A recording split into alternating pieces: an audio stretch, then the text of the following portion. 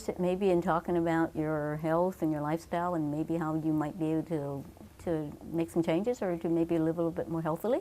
I am. I've got issues with trying to deal with stress and diet and trying to make sure that I make the right choices in my life. How close would you say you are to living ideally the way you'd like to? Not as close as I'd like to. I'd probably say I'm off the mark. And where I'm off the mark is I know I need to exercise more. I just don't have, there's always an excuse not to. So I'm fitting that into the time, being more active. And I think the way, with the travel, the way I eat, and my dietary choices probably need to be better. Okay, so, I mean, obviously you're a really busy person. You actually have, obviously, a lot of responsibilities between job and in the context of all these other things that are going on, how important is it for you to actually do something in terms of your lifestyle or your health? On a scale of, say, 1 to 10, where would you say realistically you are on that scale? Realistically, I think it's an 8.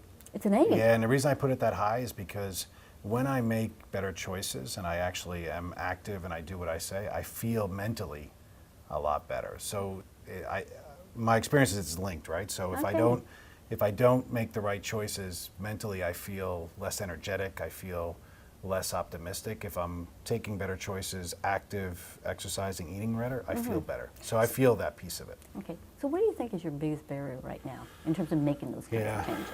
I think it's the excuse of time. And what I mean by that, I don't think it's, I think there's time if you commit to it, but I think there's always something else that comes in a priority. So my ability to prioritize my time is probably my biggest barrier right now. Okay, so if I were to ask you to choose one thing that you think you could focus on that would be the most beneficial for you, what would that be?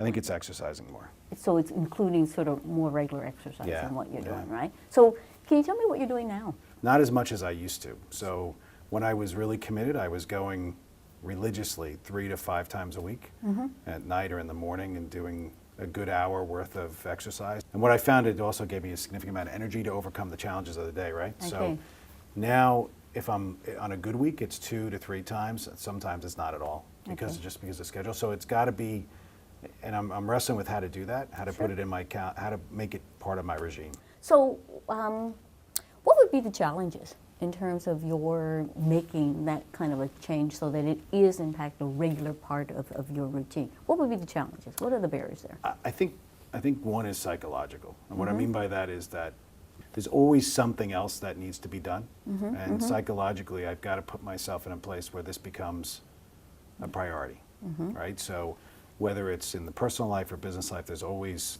the next crisis to deal with, whatever the next issue might be, every day, right? So there's these competing interests? Competing interests, and there's always an excuse not to. Okay, so you feel that if you didn't sort of get out of the the spotty exercise you're doing now, that you would run the risk of putting on weight, which will have an impact on your health. Yep. Sounds like also you're the kind of guy that really prides yourself in terms of how you look. It might sort of affect your own self-image a bit.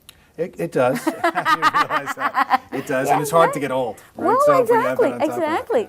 So based on what we've just said here, what could you commit to doing, realistically? Yeah, realistically. I think I could commit to at least 4 times a week. At least 4 times a week? Yeah, and when I say 4 times a week, it can, and what I'd like to see is 45 minutes to an hour of physical activity. And when I mean physical activity, you know, whether it's going to the gym and riding the bike or doing the elliptical machine or something that it makes me feel like I can move and burn calories. So really an aerobic. Okay, so over the next 2 to 4 weeks, you would like to do 45 to 60 minutes a day, 3 times a week during the week, and once on the weekends, and probably, as you say, during the evenings, because you're not going to be able to do it in the morning or necessarily be able to get away at lunchtime, given your work schedule. That makes sense? Yep, absolutely. Okay.